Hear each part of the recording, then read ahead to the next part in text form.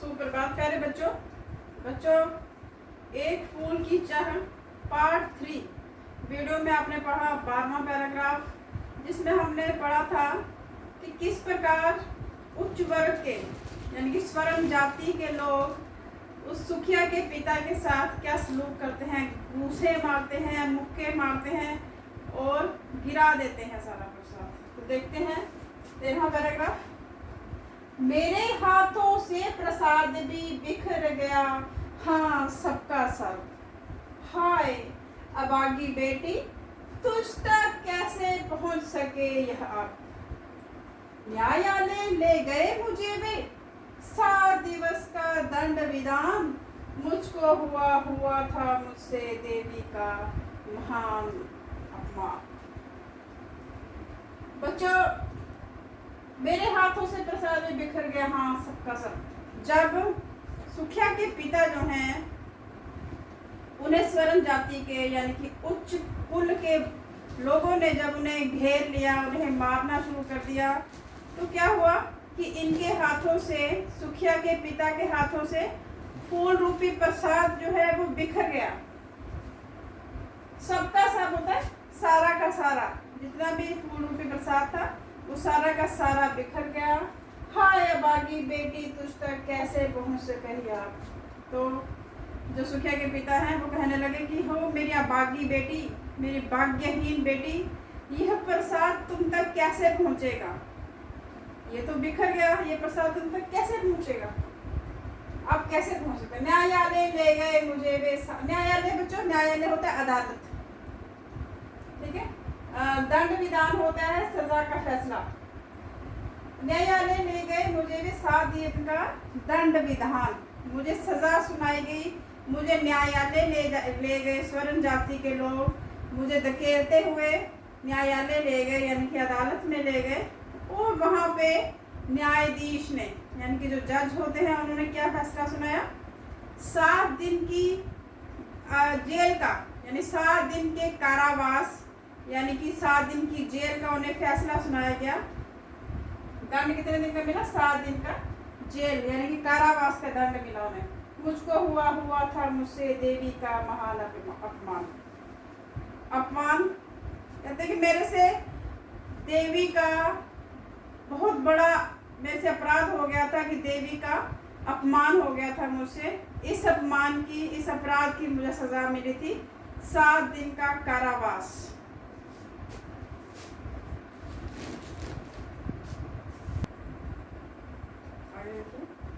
मैंने स्वीकृत किया दंड व शीश झुकाकर चुप ही रह। उस असीम अभियोग दोष का क्या उत्तर देता क्या कह। 7 रोज ही रहा जेल में, या कि वहां सदियां बीती। अविश्रांत बरसा करके भी आंखें तनिक नहीं रहती। जब सुखिया के पिता को न्यायालय पहुंचाया गया, वहां पे न्यायाधीश ने यानी कि जज ने, न्यायाधीश ही इस शब्द का ही प्रयोग करेंगे बच्चों, न्यायाधीश। न्यायालय में यानी कि अदालत में, न्यायालय में उन्हें 7 दिन की कारावास की सजा सुनाई गई, ठीक है। उन्हें दंड दिया गया 7 दिन का कारावास यानी कि 7 दिन की जेल। तो उन्होंने स्वीकृत करना, क्या होता है मंजूर करना, स्वीकार करना। उन्होंने में दंड जो है वो स्वीकार कर लिया। शीश होता है सिर झुकाकर चुप ही रह। सुखिया के पिता ने वह दंड चुपचाप स्वीकार कर लिया, ठीक है। यानी कि उन्होंने कोई विरोध नहीं किया, उसका स्वीकार कर लिया चुपचाप उस दंड को। शीश झुकाकर यानी कि सिर झुकाकर चुपचाप उसे स्वीकार कर लिया, मंजूर कर लिया 7 दिन के कारावास का दंड। उस असीम अभियोग दोष का, असीम होता है जिसकी सीमा ना हो यानी बहुत बड़ा। अभियोग क्या होता है जुर्म, ठीक है, जुर्म दोष। कहते हैं कि उस असीम अभियोग दोष का क्या उत्तर देता क्या कहे। मैंने तो विरोध भी नहीं किया। जो सुखिया के पिता थे, जब उन्होंने न्यायालय में ये दंड की ये सुनाया कि आपको 7 दिन की कारावास की सजा सुनाई जाती है, 7 दिन का जेल की जो है वो दंड दिया जाता है कि 7 दिन की जेल हो गई आपको। तो इसने सुखिया के पिता ने चुपचाप वो स्वीकार कर लिया, सिर झुकाकर स्वीकार कर लिया यह बात। उसने कोई विरोध भी नहीं किया इसका, अपने पक्ष में कोई तर्क भी नहीं दिया। वो कहता है कि मैं क्या कहता मैं उनको, मेरे पास तो कोई तर्क करने के लिए कुछ था ही नहीं। इन्होंने तो मुझ पर इतना बड़ा इल्ज़ाम लगा दिया था, उस असीम अभियोग, उस इतने बड़े जिसकी कोई सीमा ना हो, इतने बड़े जुर्म की, उस दोष की जो मैंने किया था, उसको मैं क्या जवाब देता, क्या तर्क देता मैं उसके लिए। तो मैंने तो विरोध किया ही नहीं। उस यानी कि सुखिया के पिता ने बिल्कुल विरोध नहीं किया, चुपचाप स्वीकार कर लिया और अपने पक्ष में कुछ कहा भी नहीं, क्योंकि उसको सुनता भी कौन, अगर वो कहता भी तो सुनता भी कौन। 7 रोज ही रहा जेल में, या कि वहां सदियां बीती। 7 दिन जेल में रहा, लेकिन ऐसा लग रहा था जो दिन वो अपनी बेटी के बिना बिता रहा था, उसे ऐसे लग रहा था जैसे सदियां बीत गई। सदियां क्या होता है? 100 साल का समय होता है, उसे सदियां कहा जाता है। उसकी बेटी बीमार थी, उसका ध्यान पूरा उस बेटी में था, तो इसे 7 दिन भी सदियों की तरह लग रहे थे। अविश्रांत बरसा करके भी आंखें तनिक नहीं रिंती। अविश्रांत लगातार उसकी आंखों से लगातार आंसू बहते रहे अपनी बेटी की याद में, अपनी बेटी की बीमारी के दुख में। अविश्रांत लगातार बरसा करके आंखें, उसकी आंखें जो है लगातार बरसा करती थी और तनिक नहीं रिंती। और रिंती होता है खाली। 7 दिन लगातार उसकी आंखें जो है बरसती रही, यानी कि उसकी आंखों से आंसू निकलते रहे, लेकिन उसके बाद भी जो उसकी आंखें हैं वो नहीं रिंती, यानी कि उसकी आंखें खाली नहीं हुई, वो फिर भी भरी हुई थी। कहने का अभिप्राय यह है कि वह फिर भी दुखी था। 7 दिन उसके बहुत ही दुख में बीते, बहुत परेशानी में बीते।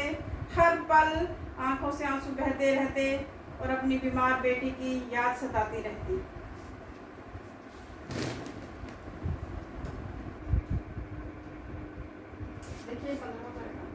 दंड भोग कर जब मैं छूटा, पैर न उठते थे घर को, पीछे ठेल रहा था कोई, वह झरझर तनु पंजर को। पहले की सी लेने मुझको, नहीं दौड़कर आई वे, उलझी हुई खेल में कि हाँ अभी अब की दी न दिखाई वे। जब दंड भोग कर 7 दिन के कारावास के बाद जब सुखिया के पिता घर की तरफ आते हैं तो क्या होता है? दंड भोग कर जब मैं छूटा, पैर न उठते थे घर को, इतने कमजोर हो गया था उनका शरीर, उनमें शक्ति नहीं रही थी कि वो घर तक पहुंच के वो दंड भोग जब मैं छूटे तो उनके पैर ही नहीं उठ रहे थे घर की ओर।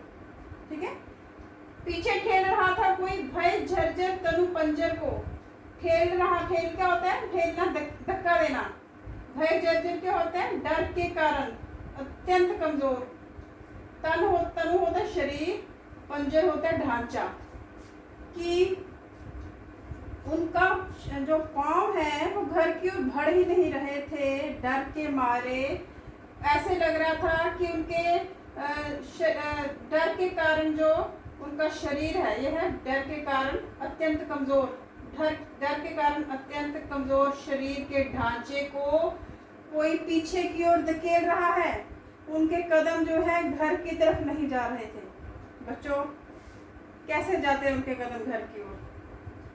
जब वो उनको सजा सुनाई गई थी तो उनकी बच्ची जो है बड़ी ही बीमार थी। उस बच्ची को उस स्थिति में छोड़ के गए थे जब उसको देखने वाला कोई नहीं था, उसका ध्यान रखने वाला कोई नहीं था, तो डरना तो था ही। भय के कारण क्या हो रहा था? उनके पांव नहीं उठ रहे थे।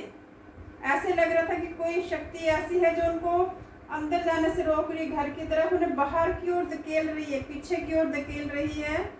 ठीक है, डर के कारण कोई शक्ति उनके शरीर के ढांचे को पीछे की ओर धकेल रही है, उसे जाने नहीं दे रही। पहले की सी लेने मुझको, नहीं दौड़कर आई वे। अब उनको संशय हुआ कि मेरी बेटी हमेशा मुझे लेने आती थी बाहर, आज वो मुझे बाहर लेने भी नहीं आई। ठीक है ना, जब वो आते थे अक्सर वो सिर्फ उन्हें लेने आ जाती थी बाहर, बहुत आज तो मेरी बेटी मुझे निभाने भी नहीं आई बाहर। उलझी हुई खेल में ही हाँ अब की दी न दिखाई वो। सुखिया के पिता कहते हैं इस बार तो मेरी बच्ची जो है वो खेल में उलझी हुई भी नहीं दिखाई दी।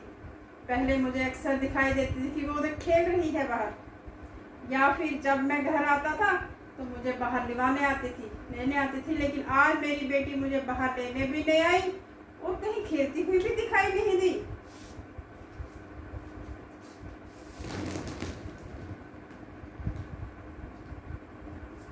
आगे देखिए 16वां पैराग्राफ। उसे देखने मरघट को ही गया दौड़ता हुआ वहां, मेरे परिचित बंधु प्रथम ही फूंक चुके थे उसे जहां।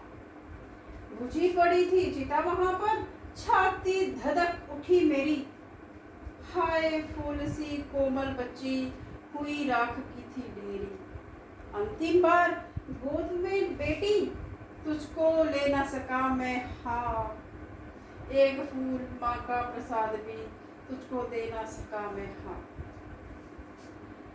पिता जो है सुखिया के पिता अब देखते हैं कि बेटी ना घर में है ना वो खेल रही है, तो वो भागते हुए मरघट की तरफ के, मरघट होता है शमशान घाट जहाँ पे मृत लोगों को जलाया जाता है, अग्नि के हवाले किया जाता है, उसे शमशान घाट कहा जाता है। उसे देखने शमशान घाट को ही दौड़ते हुए गए, क्योंकि बच्ची पहले से बीमार थी, उनको लगा कि शायद शमशान घाट में ना हो।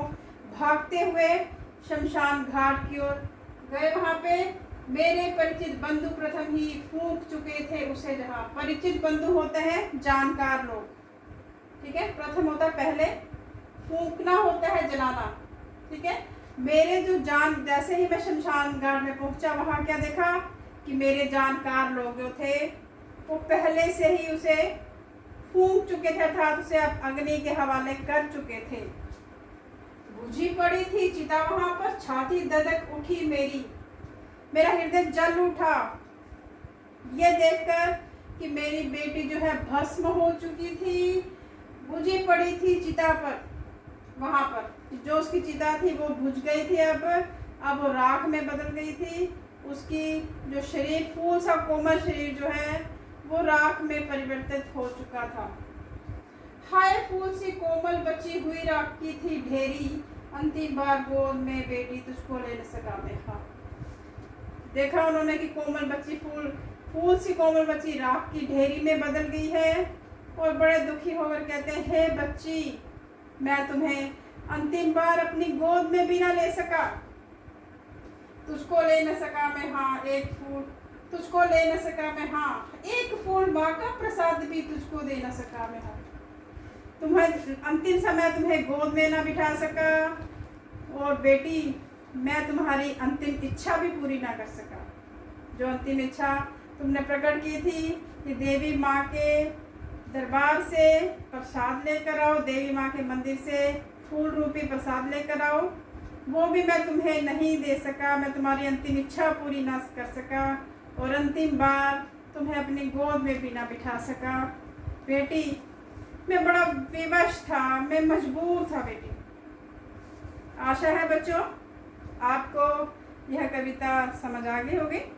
किसी भी प्रकार की शंका हो तो मुझे आप संपर्क स्थापित कर सकते हैं। धन्यवाद।